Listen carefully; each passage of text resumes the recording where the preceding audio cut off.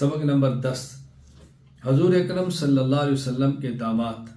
عقیدہ: حضور اکرم صلی اللہ علیہ وسلم کے 3 داماد تھے، حضرت ابو العاص لقیط بن ربیع رضی اللہ عنہ، جن سے حضرت زینب رضی اللہ تعالی عنہ کا نکاح ہوا۔ یہ غزوہ بدر کے بعد کلمہ پڑھ کے مسلمان ہوئے ہیں۔ نمبر 2، حضرت عثمان رضی اللہ عنہ، جن سے حضرت رقیہ رضی اللہ عنہ اور ان کی وفات کے بعد ام کلثوم رضی اللہ عنہ کا نکاح ہوا۔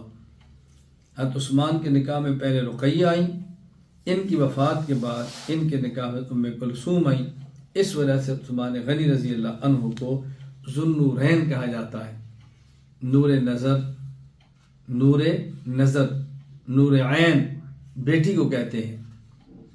تو پوری تاریخ انسانی میں واحد عثمان غنی وہ شخص ہیں کہ جن کے نکاح میں یک کے بعد دیگرے ایک نبی کی 2 بیٹیاں آئی ہیں، اس لیے ان کو ذو النورین کہا جاتا ہے۔